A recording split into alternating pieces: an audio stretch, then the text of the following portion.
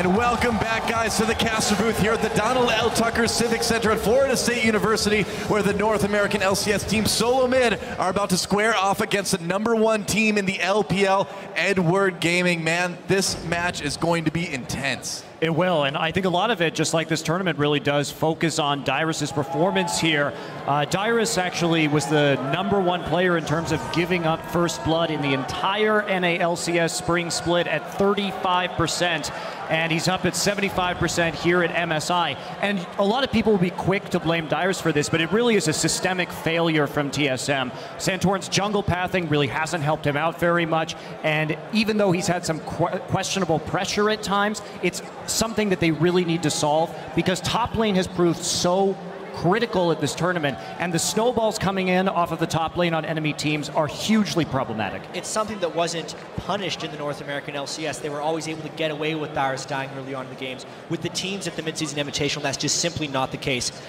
EDG will punish it too if it happens again in this game. EDG is the most killy team at MSI right here. Actually, 3/4 of a kill per minute, 94 total kills in 4 games, which is currently the highest at the midseason invitational.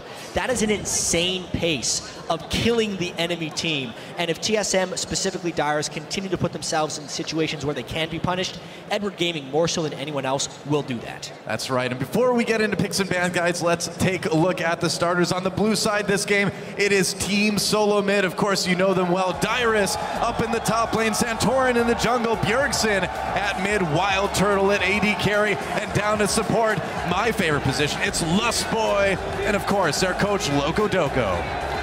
TSM chance still coming through. They're not technically out of MSI yet. Not yet. Setting up on the red side is the LPL's Edward Gaming. We got Koro, who is carrying EDG in some of his games from the top lane.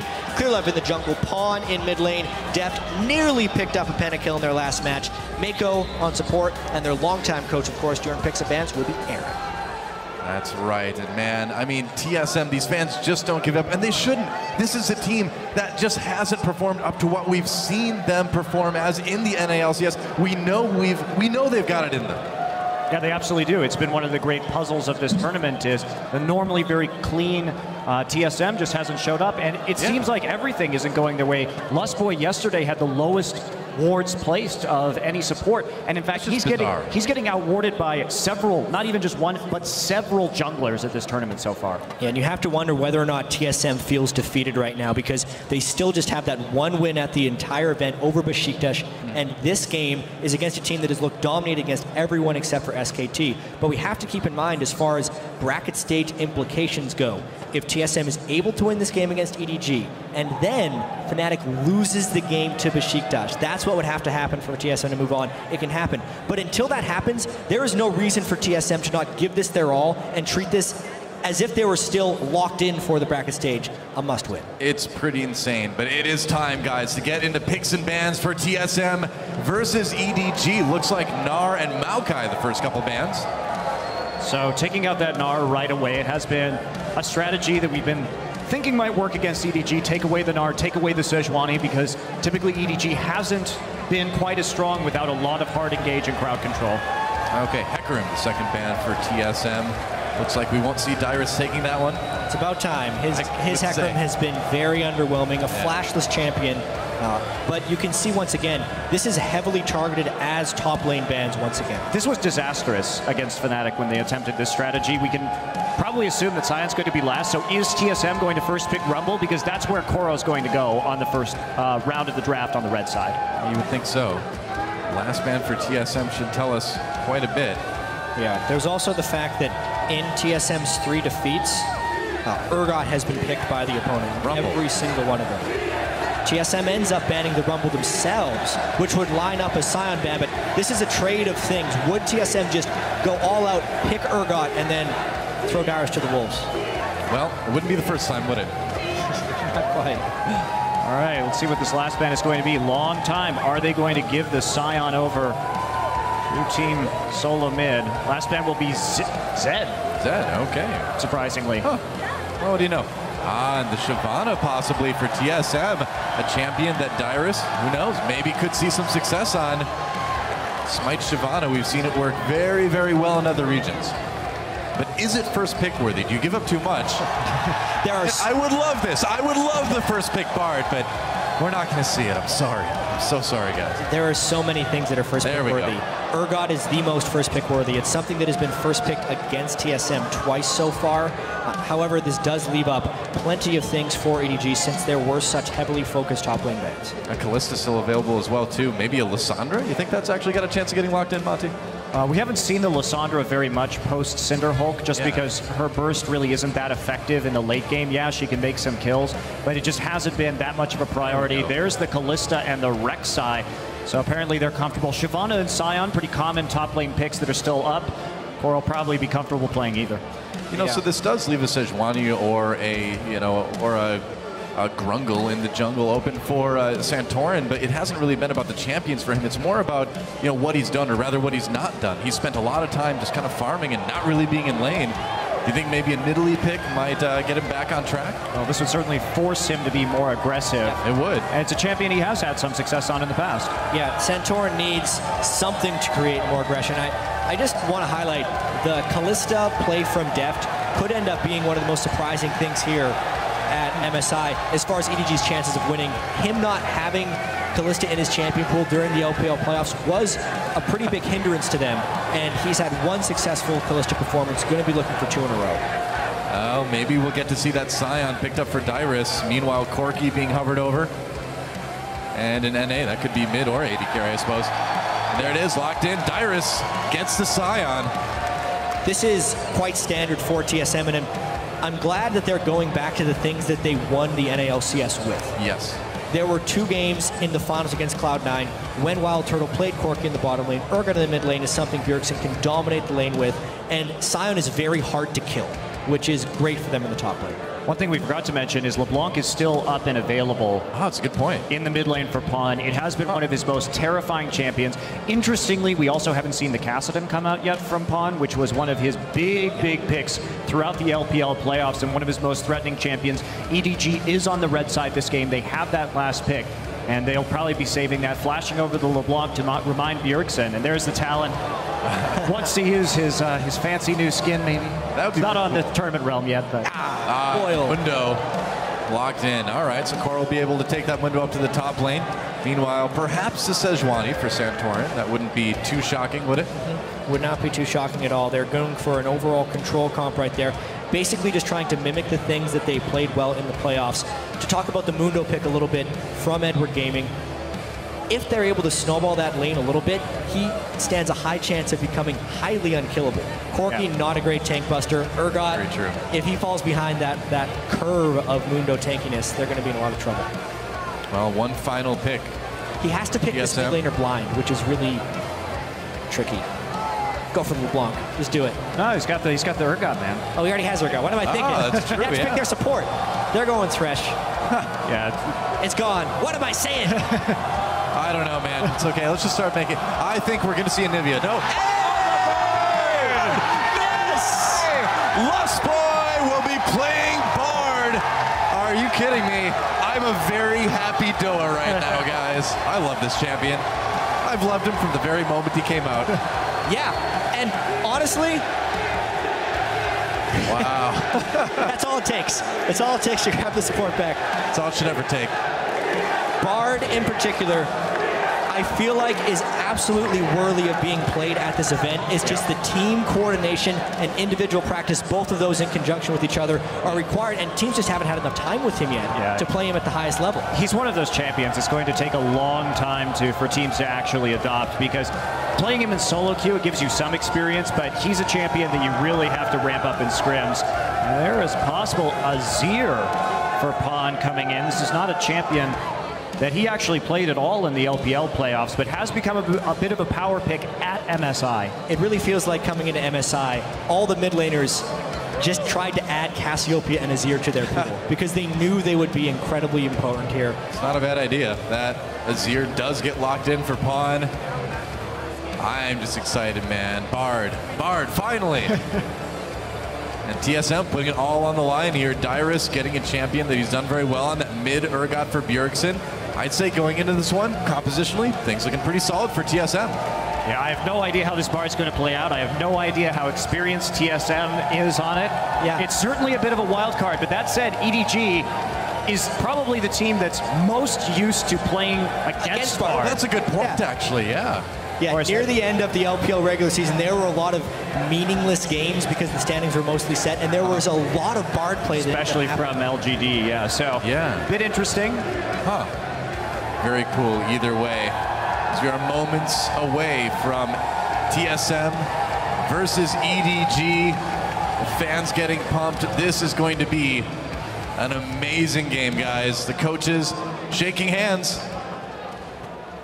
And the game is loading. I want to talk about Bard. Me too. Let's just talk about Bard all day. Oh, but before we do that, remember, at LOL Esports, guys, send your tweets, hashtag TSM, hashtag EDG. Let us know who you think is going to take this one. I think I've got a feeling I know which way the crowd is leaning. Really? Which way? I think probably towards TSM, if I had to put some money on it. But who wouldn't pick the team that's using Bard? Speaking of which, Bard. When he was released. Here we go. Welcome to Summoner's Rift, guys. TSM versus EDG. TSM putting it all on the line with the Bard. So, Jet, you wanted to talk about Bard. Cloth armor. When Bard was released. Oh, yeah. It almost seemed like he was made for competitive play and specifically lane swaps. Yes. Having the Meep spawn so frequently, the atrociousness of his laning phase, and the ability of him to assist ganks with the magical journey were all things that just looked like they were perfect for lane swapping. Since then, though, he's had a lot of base stat adjustments, and his pick potential has also been greatly increased. The Q packs a huge punch. If he picks up a lot of Meeps, he's going to be doing really substantial burst damage in ganks. And as TSM has generally found all of their success in the lane swap, that's the game we're most likely going to be seeing here, is Lustboy trying to go around, meeping it up, and getting the right ganks off. Yeah, starting with the cloth armor, too.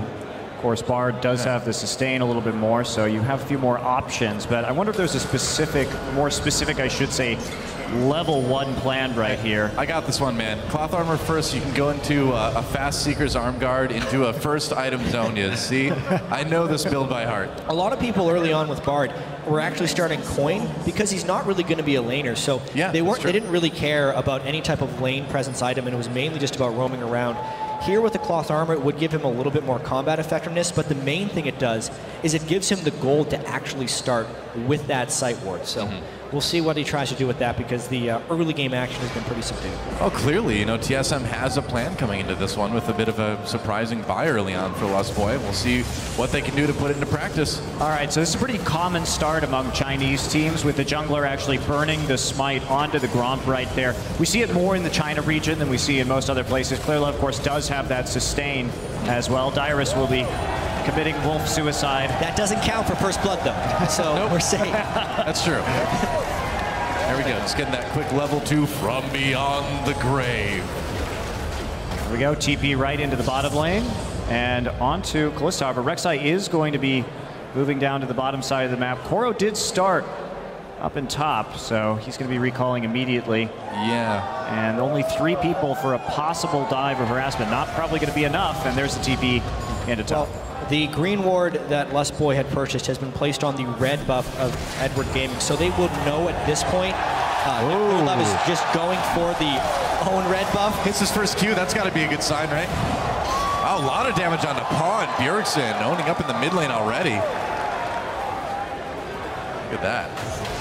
I mean, Bard's land his first Q in lane, they basically won. Yeah, I think so. I think that's all the victory you need. Get the snare, get the win. So will they go for a gank on a Bjergsen right here from the Raptor Pit?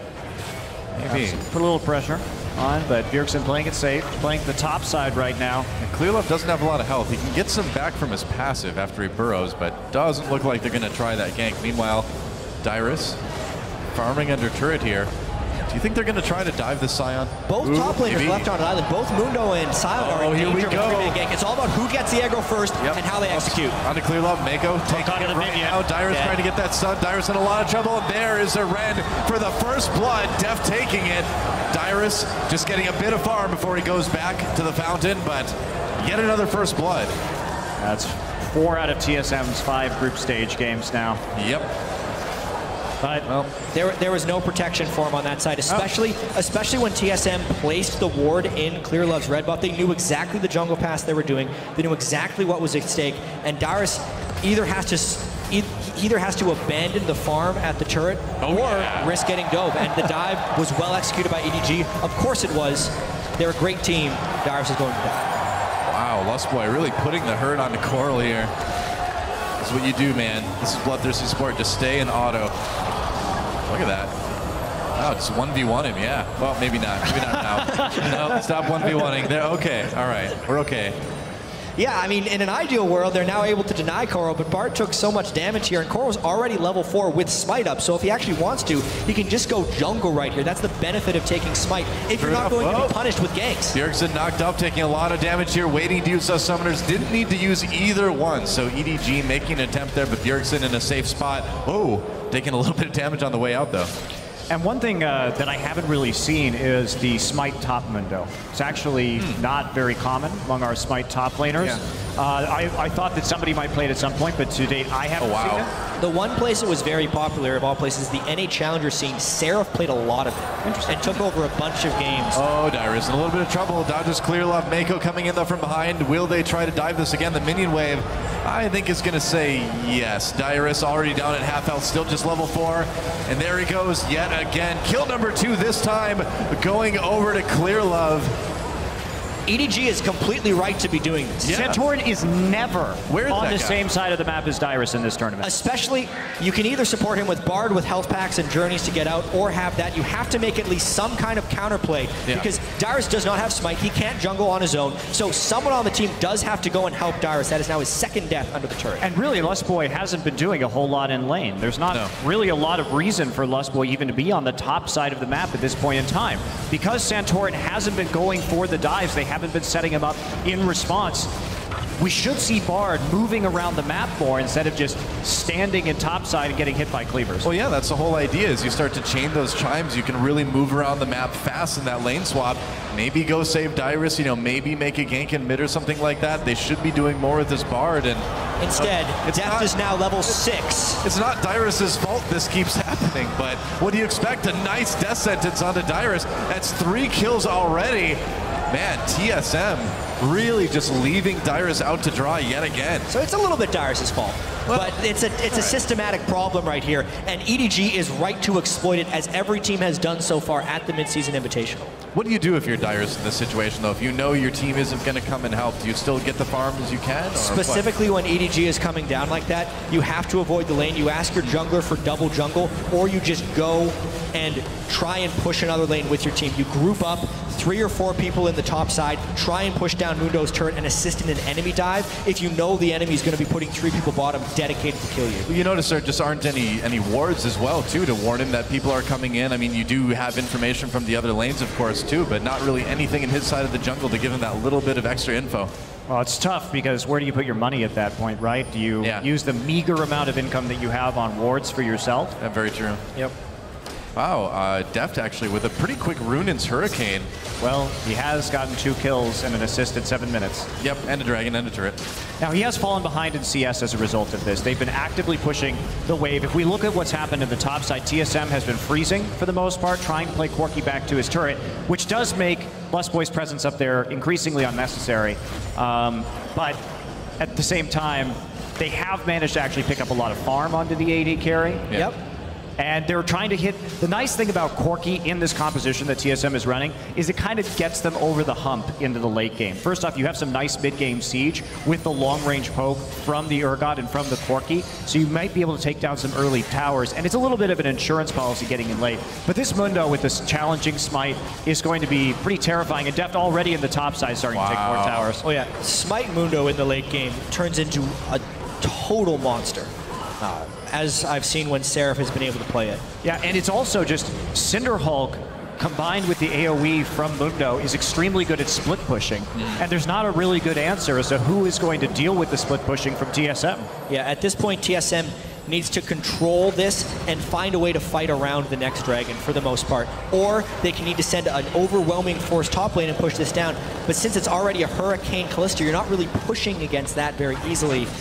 The options are very limited right now. Right, and the nice thing for Deft is he can stand up here and continue to clear waves. Meanwhile, Wild Turtle has to use mana to actually clear those waves effectively. Yeah. So eventually he's just going to run out of mana if nothing else changes, and it'll be pretty hard.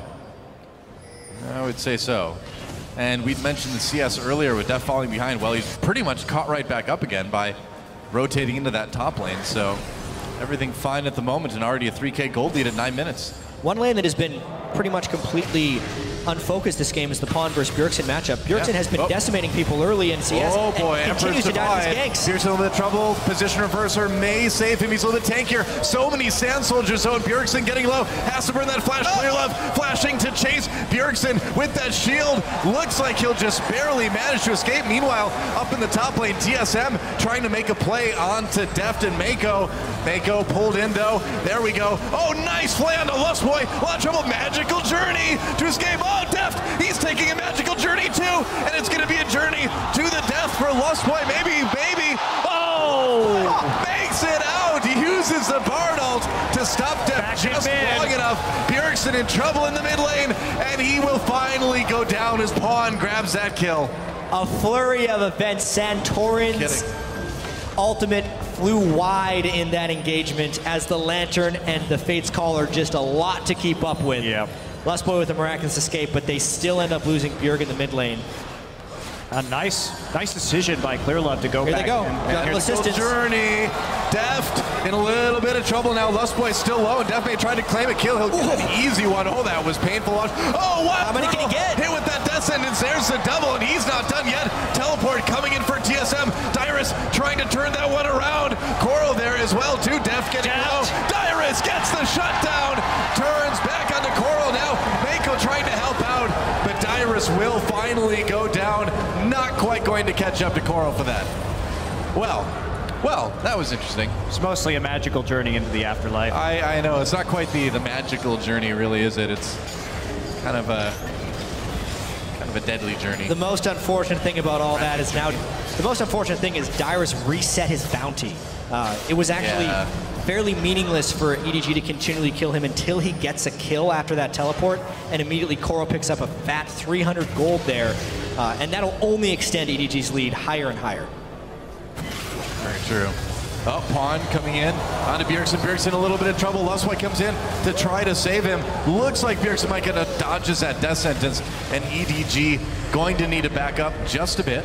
EDG's tried that same gank a couple times now. It's the second time, and each time Bjergsen gets over the wall with the position reverser, so not really sure that's going to work as long as Bjergsen has that ultimate available to him. Bjergsen is holding on as best as he can right now. I was going to say before all the ganks happened that this was actually the first time someone has out-CS'd Bjergsen at 10 minutes, and that was majorly without jungle assistance. I do have to credit Pawn's Azir pretty heavily here, a pick we haven't seen him pull out in competitive play. Doing quite well against Urgot, who is a tremendous lane bully early on, and this game is very quickly getting out of control. Yeah, certainly starts to look that way. EDG coming in to claim their second dragon. Nothing TSM can really do about it. Lustboy getting closer, but no plays really to be made. TSM trying to put a little bit of pressure onto the mid lane. That is about it. Big gold lead for EDG right now. And for TSM to come back, they're going to need to have some pretty sick team fights. And Deft, chasing down Wild Turtle. Where's that Valkyrie cooldown? Wild Turtle taking a lot of damage. Will the Rend finish him off? There's the flash. Deft waiting for it. Oh, Rend so close. Meanwhile, Coral takes down that turret up in top lane, and it looks like they may lose one in bot as well too. Deft trying to get closer to Lustboy. Thrown in with that Fate's Call. There's a nice play. Lustboy grabbing the death sentence. He's in the box now. Tempered Fate's going to save him for just a moment. Santorin comes in. Lustboy magical journeys right into Clear Love. Oh no, goodbye Bard. He's getting a little bit low. Meanwhile, Deft. Oh, Deft dies to the turret and a little bit of help from Wild Turtle. Meanwhile, Mako getting taken out as well. Clear Love managed to get the kill on Lustboy, but that may have been a little bit too far from EDG. I think EDG may be going for a few style points right here, because diving between two turrets at 13 minutes into this game is not the most measured play that we've seen right here. Everybody TSM just wants to get closer to Bard, you know? It's so awesome. It's about sending a message sometimes. We talked, right. EDG, even with the SKT game where they were defeated, was averaging 0.76 kills per minute. They're trying to keep up this pace right here and just make a statement to the world that they are a very good team. A very killy team. A very killy team. Yeah. Well, that was a phrase. They are a very killy team. Very killy indeed, I agree. A little too killy right here, though. Yep, Lustboy. Launching himself into the inhibitor turret. And credit to Lustboy here, the delay on both of them just long enough to Magical Jury himself out of there, and then also distracting Rek'Sai long enough to make it so Wild Turtle and Santorin don't die right here. Deft jumping back into the turret. Poor Kalista play, I would have to say. Yeah, that's not maybe the best idea. You do have a chance to maybe dodge some of those rockets jumping side to side instead. No, man, you got to go right back into the turret for the style points. Hey, what's Kalista's favorite restaurant? IHOP. Oh, God. Sorry. I'm so sorry. I haven't been booed by thousands of people at once in a while, so I had to do that. Thank you. If there was a time to say that joke, that was the right time. Looking for that sponsorship. Lustboy takes a magical journey back through the bot lane. I can't say that enough. Dyrus flayed under turret. He's filled with spears. Ouch. And Deft is putting a ton of pressure onto this turret. Oh, here comes Santorin. But not able to quite do anything at the moment. Lustboy in a little bit of trouble. Wild Turtle, there's a Tempered Fate. Again, Coral's like, thanks, man, I need to catch up. Oh, Clear Love gets the kill there, and Wild Turtle backing off with that Valkyrie. Yeah, this Bard pick, I hate to say it, may not be working out too well. Oh, Clear Love all over Wild Turtle. Easy kill there, but here comes Bjergsen for a bit of revenge. Will he get it, though? I don't think so. There's a kill for Pawn. And this one is turning into a bit of a rout. It certainly is. And what we saw on the top side with Santorin didn't quite have his ult off cooldown yet, so Deft wasn't punished for being a little bit too far forward there. 7,000 gold already. Man. 15 minutes into the game. Well, EDG actually had it was a 16,000 gold at the 20-minute mark against Besiktas. They have been crushing people in the group stage outside of that SK Telecom game. Pawn is incredibly strong on Azir right now. Azir as well, an amazing turret pusher. He can use his Sand Soldier directly on the turret to chunk a bunch of health out of it, as you saw him do twice there. That was a lot. He takes that whole turret down by himself. And that's a 4-0 turret lead now. Meanwhile, some fighting up in that top lane. Santorin uses his ult to try to escape, actually. Dyrus still tangling with Deft for now. Mako coming in. There's a teleport for Coral as well. Lustboy takes the magical journey through. They could have chased. Thought maybe it was a trap. It kind of was. As Dyrus loading up the sun. Coral, magical journeys right into it, but no follow-up for TSM. Yeah. Magical Journey just makes games like 10 times more entertaining. Yeah, you have to be careful, though, because Bard will line up that Q on the other side and just stun you straight into the wall. So yeah, it's actually one of the few times we've seen some reserve from EDG. Yeah. Not just all dogpiling through the Magical Journey. Why not? To be fair, Coral still took it knowing full well what was on the other side. He did. He just knew he was strong enough to not get punished by it at the moment. It was a good setup. You know, Dyrus loading up that max Q as well, too. They stunned him, but hard to finish off the Mundo once you've got him in position. Yeah, this Mundo getting pretty darn scary, too. Yeah, at this point, we need to start looking at the rest of MSI and the games that we have coming up, too, because at this point, TSM has one win against Besiktas. In order for them to make it out of group stage, they would need to win this game and then have Fnatic lose to Besiktas. But EDG, I'm going to say they're going to win this game. I think that's a pretty safe bet there, Jet. I could say it. I think EDG is going to win this game. Bjergsen in a little bit of trouble here, thus furthering that hypothesis, perhaps. He'll fall as well. So it actually does make the next game Fnatic has against Besiktas pretty important as well, because in a world where Besiktas beats Fnatic, that puts 3 teams on 1 win. And we would actually still have a 3-way tie. The best of the worst for MSI. It's still a possibility that we're going to have coming up here. And EDG, it's possible. They're going to try and end this game as quickly as possible. Yep, going in onto this inhibitor turret in the mid lane, doing a lot of damage to it. Does TSM have any sort of recourse? Santorin has that ult. Oh, here comes Dyrus right through the middle. Doesn't hit anybody. And now TSM, they can't follow up because there's nothing to follow up on. Pawn coming in for a bit more damage. They're going to take out Ghost Dyrus. Tempered Fate freezes people up for just a moment. But again, no damage really. Coral getting a bit low. Oh, but Wild Turtle grabbed by the Death Sentence, taken down by Clearlove. Pawn comes in, Emperor's Divide pushes Bjergsen back out. Another kill for Clearlove. What a hero, and a flash from Deft to take down Lustboy. And it looks like EDG is ready to end this one as quick as they possibly can. They took so much damage from the inhibitor turret that time, but not a single one of them ended up falling. They're just going to run back for Dragon 3.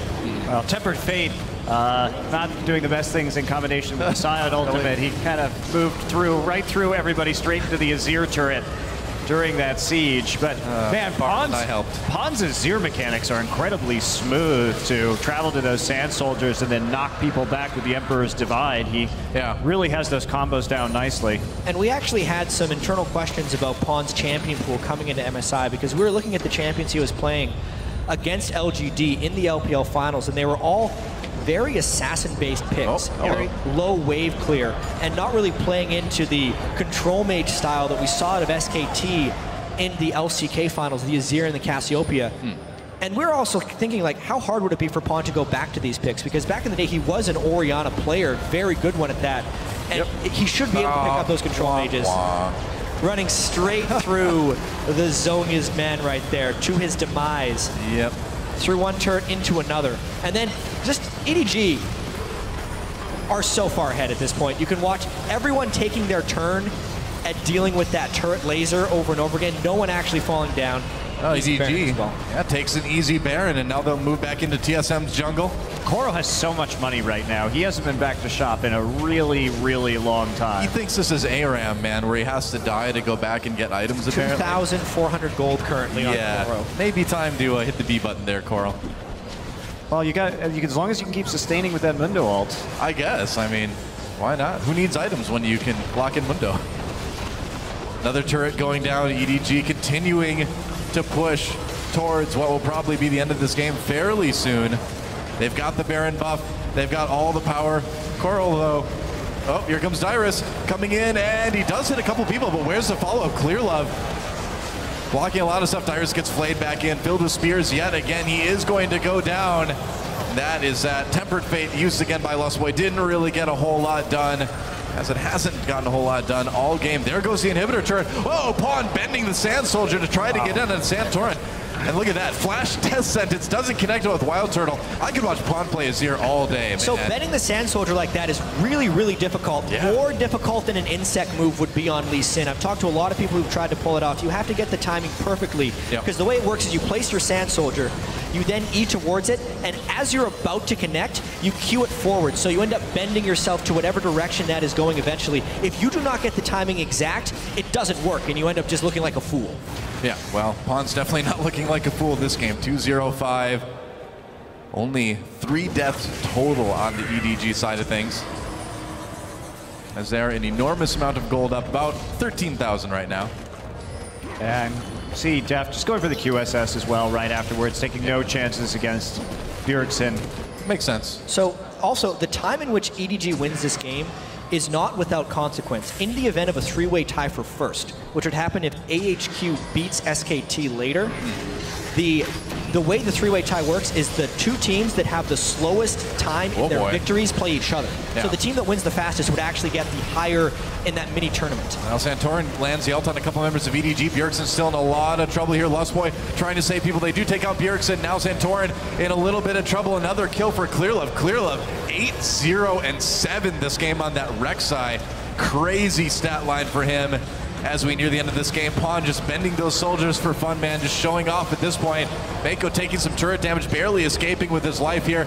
And Wild Turtle, here comes Dyrus. What can he do? Oh, pushed back by the Emperor's Divide immediately and nearly blown up at the same time. Mako still sticking around, throwing out those death sentences, and Deft hopping his way towards another kill on the inhibitor down in bot lane. All 3 inhibitors are going to be down at this point, and the low health on EDG should be a bit of a concern normally, but these guys just don't seem worried about anything at the moment. Pawn has to Zhonya's though. Yeah, a lot of damage. Dyrus gets the kill there. Now EDG on the run. Tempered Fate, it lets TSM catch up. They're gonna kill Deft as well. Bard making things happen. Clearlove trying to get away. We got one good Bard ult, guys. We got one good one this game. I'm happy. Oh, Santorin comes in. They're going to try to get a kill on the Coral here as well, too. Oh, yeah, right into Lustboy. Lustboy getting bloodthirsty, can't quite finish off Mako. Gonna try to make a play. Wow, magical journey. And Lustboy flashes for the bloodthirsty kill onto Bard. Coral still trying to move out, but here comes Clearlove. Nice double knockup. Wild Turtle, they still haven't killed him. Oh! Are you kidding me? Well, I don't even know. I'm done, guys. Clearlove. Santorin coming in. There we go. Finally gets the kill on Coral, but gives the double over to Clearlove. At this point, it's just a melee, man. I don't think anyone's trying to end the game now. It's just Fight Club. Brawl time. It's the small things that count in this game. You already broke the first rule, Doa. I talked about Fight Club. I always do that, man. I'm the worst Fight Club member. Clearlove didn't even bother to go back. He just wants to try to 1v1 Bjergsen with a half health, apparently. TSM's inhibitors are cycling alive and dead right now, so EDG can waltz in pretty much whenever they want here. Clearlove doesn't want to stop. Bjergsen's like, this may be a trap. No. Here it comes. Clearlove getting low. Oh, wow. Deft is like, no, that kill is mine. Oh, goodbye, Lustboy. Pawn taking another one, and now EDG maybe thinking about ending this one. Maybe thinking about just getting more kills, too. I think maybe more kills is the way to go. Hey, they're keeping up their kills per minute stat. This is more than 0.76 kills per minute. They're going for more than a kill a minute this game. Another Emperor's Divide knocks Wild Turtle right into Clearlove for kill for Wild Turtle. Thank you there. Dyrus gets pulled in with that death sentence, doesn't land that stun. Meanwhile, Deft, Santorin just trying to take down Pawn. The turrets are getting taken down in EDG, ready to end this one. There goes the Nexus. Now that both Nexus turrets have been taken out, Santorin just hanging out. Mako tangling with him. There's the Flay, and Deft wants another kill. Oh, Wild Turtle blew up Pawn. And apparently this game is not going to end yet, I guess. Wild Turtle backing off now as Coral jumps in there. Uh-oh, Corky in trouble, gets taken down, and now the Nexus finally focused. 27 kills in 25 minutes for EDG as they take the game over TSM. It's over. And the thing about EDG and this style of play is when you individually outclass your opposition roll by roll, you can continue to play this very grinding style because you can bet on the fact that you'll outplay and get a gold lead and keep on expanding that lead through further outplays and then itemization. And the thing is, especially in this game, EDG also won the strategic match as well. They were able to isolate Dyrus down in that bottom lane, no support, continually attacking that weakness again and again and again, putting Dyrus out of the game and also snowballing Clearlove ahead. At that point, they could use Deft and Clearlove to just take over the rest of the map. So they had the mechanics, but they also had the strategy this time around. Yeah, true enough. Well, another win for EDG, and they're in prime position now to move on potentially to the playoffs tomorrow. Another strong showing from them, and another kind of puzzling game from TSM. There's going to be a ton of questions raised back in North America and within the TSM camps about why this tournament went so poorly. 1-4 right there, 4-1. Both these teams' group stages are now done. And it wasn't just 1-4 either. It was crushing defeats. So. Yep, and now, guys, it's time to head over to the analyst desk for a closer look at that match. Thank you, gentlemen. I mean, Monty's correct. Crushing defeats there for TSM in this tournament did not go well. If we look at this matchup specifically, we did see the Bard come through. There's an element of fun there, but to no avail, right? You would hope that pulling that out as kind of a pocket pick would have been, you know, an answer, something special that puts them over the edge. Yeah, I mean, they still have a huge flaw in their actual strategic gameplay, which is what we thought was a strength, even in the lane swaps. And I mean, it looked like Dyrus was playing zombie modes Sion by playing mostly in passive form, but it's not his fault. It's a whole collaborative team effort in not understanding where they need to put pressure and at what time. The other thing I want to look at is the Mundo. We talk about Bard coming in. Mundo is something that we haven't seen very much of in this meta, especially Smite TP. Yeah, and I like the commitment to the Mundo because what it had was with the Smite TP, with Urgot as well as Corky as your two AD carries, you're never burning that guy down late game. So even if something does go wrong early game, there is no way that Mundo dies in a late game team fight. We've seen him get absolutely massive. He does so much damage as well as a frontline tank. I really like the adaptation that came through from EDG. I think a problem that occurred in the draft was the fact that when you pick Bard, you don't want to lane with him. He's not the greatest laner. And Corki does not do very well versus Kalista. A skill shot-based AD carry can usually get outplayed by Kalista's passive, you know, hopping around, dodging phosphorus bomb, a rocket.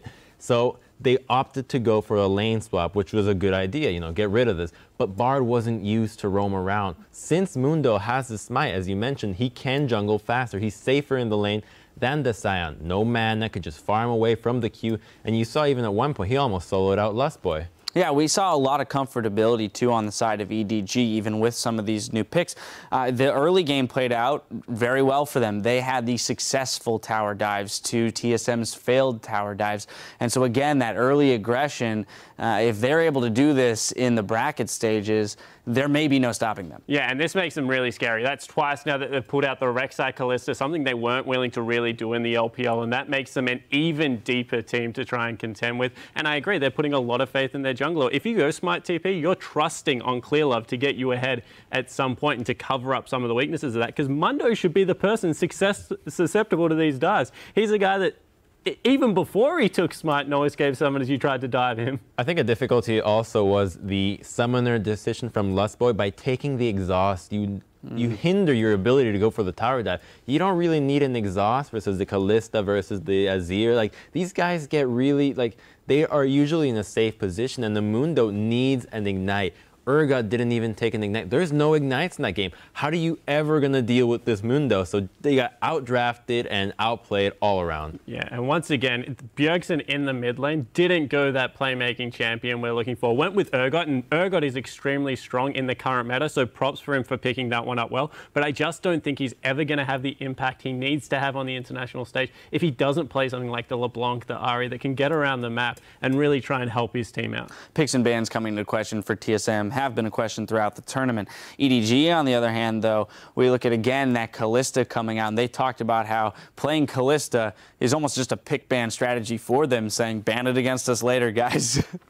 Yeah, I mean, they did all the right things, honestly. Their routing, specifically from Clearlove, was excellent. The pathing in the jungle, the itemizations, the timings for ganks, how Korra just kind of stuck around in the top lane, just barely within XP range, able to actually farm whenever he wanted with the smite because Clearlove was somewhere else, can take over that jungle. I mean, they really exploited TSM right now. Yeah. Spawn, I know you believe Clearlove is the best jungler in the world. Spirit, come on. No, I think Spirit is the best jungler in the world. I think Clearlove's the best jungler here. Gotcha. At the MSI tournament. I definitely think Spirit, he even showed it against him. He had that crazy Nidalee game. But the thing that Clearlove does better than anyone else is cover for his lane's weaknesses. He's willing to get out of the jungle a lot. I think that that really puts him in the pinnacle of junglers out there. I think that he also has an adaptive playstyle, something Clearlove wasn't able to boast in the past. Did used to try and farm up a little bit to the late game, so I like the way they've developed. In general, I think the Pawns game was the impressive one here because showing the Azir pick really does add like that next layer again, because this is all about now. EDG had clinched. They needed to get in there, and they've done that. All right, well, we talked a lot about the early game, the playmaking there from EDG and how they got ahead. Let's send it over to the telestrator where Zyrene and Sheepy are going to break it down for us. All right, thank you guys. I am Zyrene, standing by with Fabi and Sheepy Milan, and we're going to be breaking down a play for you guys from the early game. And like Jat said earlier, there's a lot of questions here back in NA about how TSM has been performing and why has it gone so poorly. And out of the 5 games here, we've seen Dyrus be first-blooded in 4 of those 5 games. And it's not always his fault. A lot of it is lane setup, picking the Bard, not going and actually shoving waves on time. So, Fabian, walk me through the early game here. I feel like my obligation as coach is sometimes to shed on the light, especially in those lane swap situations. Tower dives are really eminent, and I think we should just jump right into the replay here and just show how it just failed for TSM to prepare the tower dive, or either way defend it. What we see here is at the around 2:30 minutes mark, bot lane, EDG started harassing Dyrus, and he got a lot of minion aggro, and so it's slowly pushing towards him. And they have 2 decisions. Either way, one, they start hard pushing it, they bounce it against the tower and then freeze it, or they prepare the tower dive. And as we see on later, they go for the tower dive. So EDG starting the tower dive here. On the flip side, on the top lane, we have as well a non-frozen lane. And what TSM is doing here, they see the top laner coming in, and they just have the wave in the middle for no reason. And what we see here is happening is Krilov going for the red buff, going together. Santorin going for the red buff. Top lane is not pushing in, so they can't go for the tower dive. And this is the time where Lustboy and Santorin either way needs to both TP back, because if one of them TPs back, top lane TP can come bot lane and they have a 4 versus 2. Or what's going to happen, he's just going top lane, don't do anything. It's 100% ganked now at the bottom side. And Dyrus is like, where's my team? Either way, make the top lane dive happen, or defend bot lane, and none of those happens. And we actually can see how Dyrus is doing really well in this situation, forcing 2 flashes and get the farm afterwards. And what we can see also in 2 minutes later, that he's actually 10 CS up and he's 0-2. So if we just roll the clip from here on out, flashing the hook, really, really nice play. Getting a lot of DPS on Meiko, getting a lot of DPS on Clearlove, dying here, getting all the CS afterwards. And what is happening afterwards is really, really important, because they need to recover from this. It will slow push towards the enemy. And if we just run forward and see how Clearlove is actually going with his jungle rotation, what he's doing, he's instantly putting pressure bot lane again, because they don't swap the Thresh into the mid lane. They keep the pressure bot lane. So Rek'Sai is going towards the mid lane, Santorin is going back as well, and they should try to actually get any kind of cover around this area down here. This is really, really important, so that they prevent another tower dive, because if Dyrus dies again, it's going to be really, really bad. So Clearlove ganking mid lane, no wards at all at the bottom side, and Dyrus again, guys, either way make a top lane happen, freeze the lane, or help me at the bottom side, and he gets caught out. Well, Santorin had wards too, and he goes immediately after checking his Raptors. They're not there for a couple seconds. And why is he top lane? Why is Lustboy top lane? If he's freezing the lane, and he doesn't need to be there. It's extremely predictable too, and because really 4 out of the 5 games. And really important, they had wards around those areas. He was totally fine freezing top side, and I think this is just to show why Dyrus is dying so many times. It's not his only effort. It's actually a team effort, and I think that's really important to notice. Yeah, and Clearlove didn't even do a jungle camp. After the gank, goes back, comes immediately middle to pick on Bjergsen, win that lane a little bit. Just knowing how to do, bottom. Yeah, just knowing how to do the jungle rotation effectively and setting EDG for a really successful game. Yeah, I really think that he's just trying to farm champions all the time and at least get his laners forward instead of getting some farm for himself, and that seems to be the prevalent style here. Yeah, I think that this is how you should play right now, and this is how we see actually most of the games going forward. Tower dives are really eminent, especially the TP play. You need to do a lot of mind games, but once you've figured out and you actually feel yourself in dire situation, you need your team to do something. Because if you're on an island, you are on an island, and your other team needs to create the second island for the enemies. All right, thank you so much, Sheepy. We need to step away for a moment, but when we return, the European LCS champions Fnatic take on international wildcard Besiktas with the last spot in the semifinals still on the line. Stay with us. What team is that? They all say EDG? Oh, wow! How many can he get? Hit with that death sentence. There's the double, and he's not done yet. Teleport coming in for TSM. Dyrus trying to turn that one around. Oh, Def dies to the turret, and a little bit of help from Wild Turtle. Meanwhile, Meiko getting taken out as well. They can't follow up because there's nothing to follow up on. Pawn coming in for a bit more damage. They're going to take out Ghost Dyrus. Nice double knockup. Wild Turtle, they still haven't killed him. Oh! Are you kidding me? 27 kills in 25 minutes for EDG as they take the game over TSM.